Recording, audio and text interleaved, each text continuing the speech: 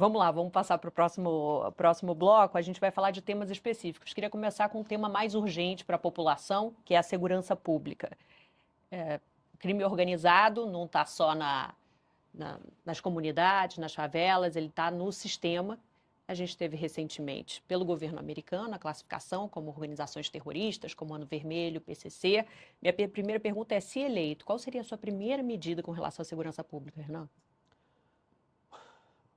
São tantas. E eu vou ter que tomar algumas, assim, de uma vez.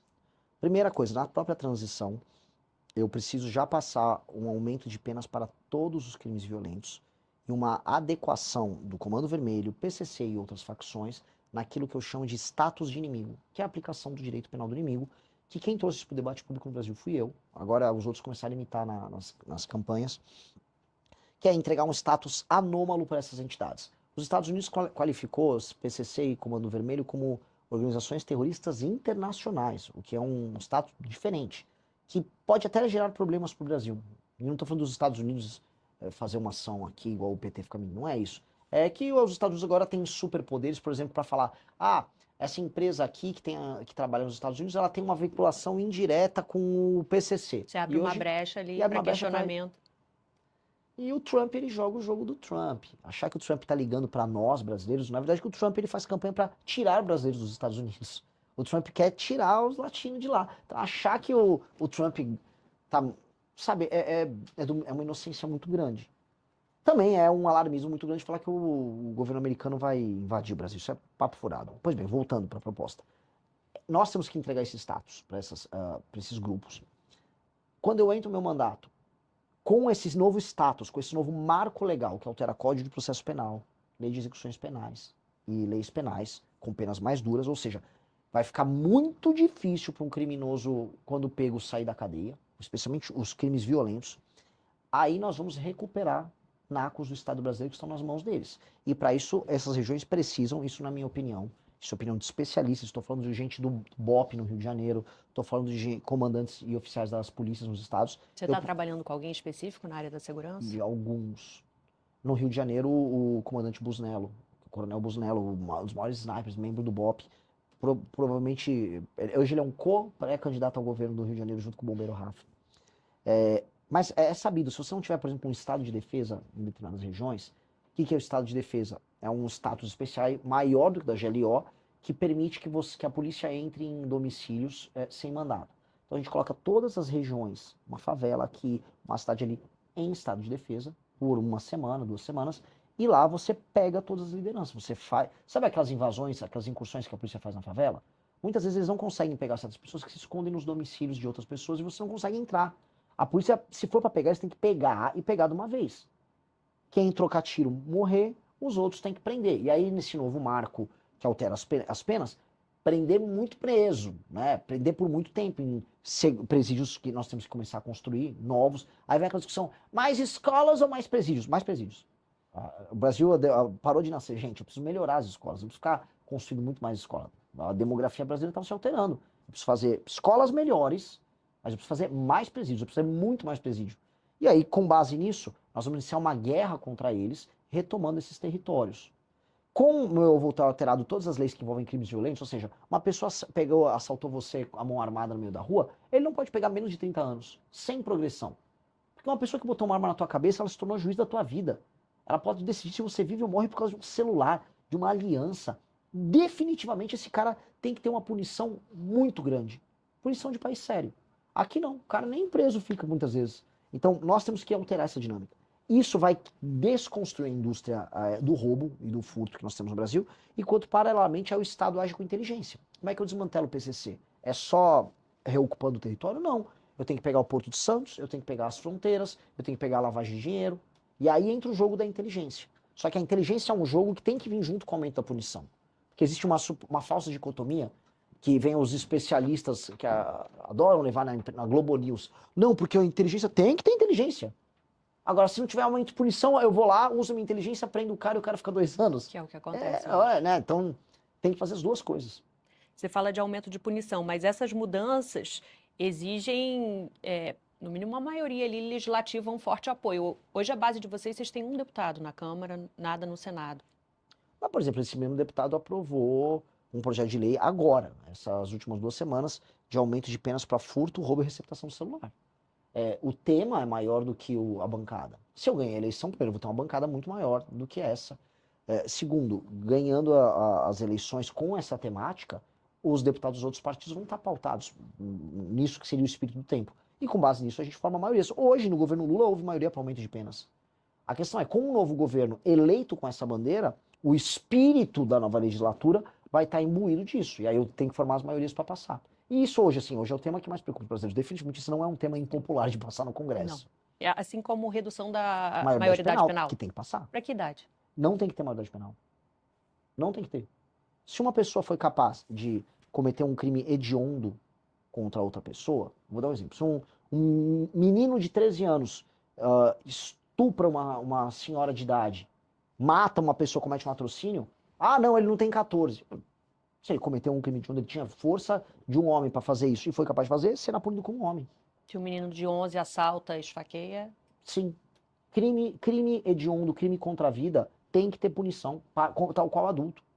Tem que ter. E países sérios fazem isso. Os Estados Unidos têm isso. Eu acho isso muito louco que as pessoas falam, mas e os direitos humanos? Os Estados Unidos, onde se viola mais direitos humanos? Nos Estados Unidos ou no Brasil? É no Brasil. O cidadão brasileiro é a maior vítima dessas violações e das atrocidades que a gente vê. E a gente fica sendo garantista com isso. Não. Cometeu. Olha, em geral, com o fim da maioridade penal, o que vai acontecer é o tráfico vai parar de recrutar essa meninada. O recrutamento vai diminuir. E eu vou destruir o tráfico também. Mas esse sistema de incentivo termina. O que vai sobrar? O psicopata. Não existe forma de brecar o jovem psicopata. O psicopata é um psicopata. É o Hannibal Lecter do... né? Esse cara, ele é um psicopata. Então, em geral, esses jovens que cometem essas atrocidades são psicopatas. São pessoas que terão que ser internados pro resto da vida delas. Então não há o que se fazer. Não há, não vai ter maioridade penal com um psicopata assassino? Não, esse cara foi um erro, deu um erro aí na hora que ele nasceu, deu um bug, nasceu com um problema, vai ter que ficar preso o resto da vida. Não tem o que fazer. Igual o maníaco do parque. Ele não era menor de idade, mas o que nós faremos com o maníaco do parque?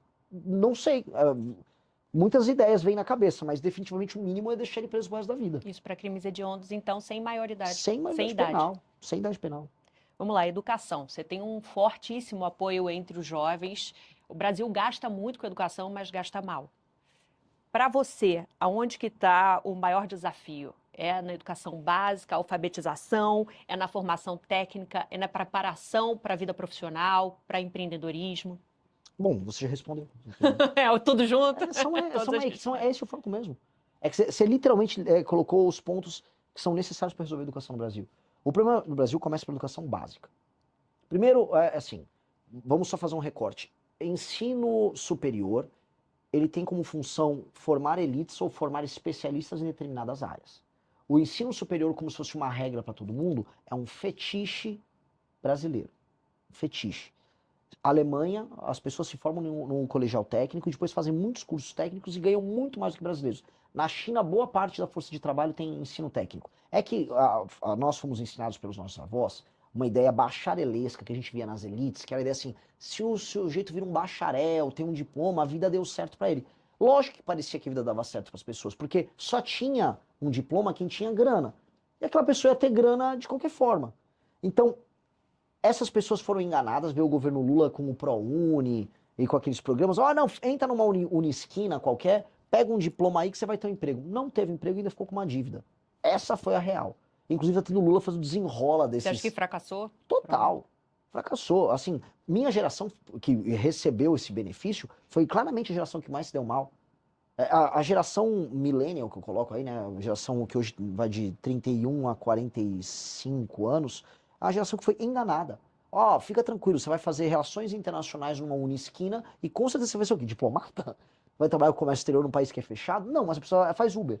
E ficou com uma dívida gigante. Essa é a verdade cristalina. E é uma geração que está ressentida. Geração que está machucada, que não conseguiu comprar um imóvel, que está endividada, não conseguiu se realizar. É a geração, inclusive, que cai nos truques dos Pablos Marçais, dos coaches. Que, não, eu fracassei, foi meu mindset que não era vencido. Mentira.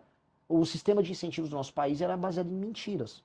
Então, estou colocando isso de lado para voltar. Então, vamos, né? Eu não vejo o ensino superior como uma resposta mágica. Qual é a resposta? as pessoas não saem alfabetizadas, plenamente alfabetizadas da escola. Apenas 10% dos brasileiros são proficientes em português. O que isso quer dizer?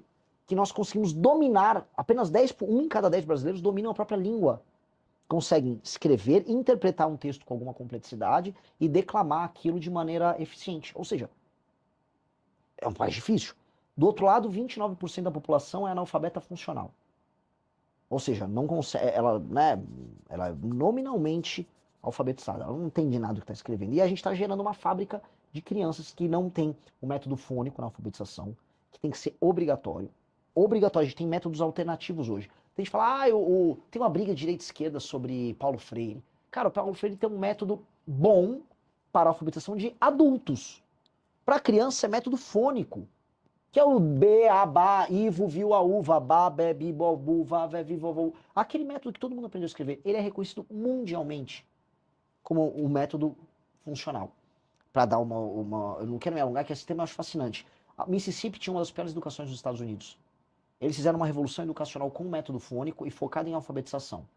Assim, ó, se a criança souber português, inglês e matemática, né, Mississippi dos Estados Unidos, até os 12 anos ela se tornar proficiente em declamar, escrever e ler, todas as outras matérias serão consequência disso. Subiu para o top 3 no ranking de educação dos Estados Unidos. A gente não utiliza o método fônico. Não obriga. A gente também utiliza. Mas também utiliza. A gente não obriga as escolas a utilizarem. Aí você tem toda uma corrente alternativa de métodos alternativos que não são eficientes. O professor perdeu autoridade na sala de aula, nós não temos um sistema de incentivo para os melhores diretores de escola tirarem mais dinheiro com melhor desempenho. Nós não incentivamos... Você tem incentivo na aprovação, mas a aprovação não necessariamente é o conhecimento, né? É lógico. E você tem que ter provões, que você avalia regularmente, são provões federais, com prêmios. A família hoje não se importa com a educação.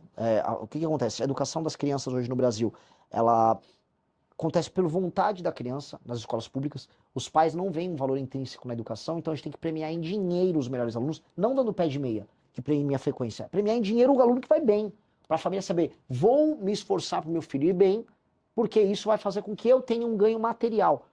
Porque aí a pessoa vai ver um valor pecuniário no ensino. Ou seja, é uma visão sem idealizações. E muito colegial técnico. E o colegial técnico em parceria com o Senar, que é o Senai do Agro, Senai, Senac, que permita que as regiões que tenham determinadas vocações já preparem aquele profissional já no ensino médio para ele já sair empregado logo depois.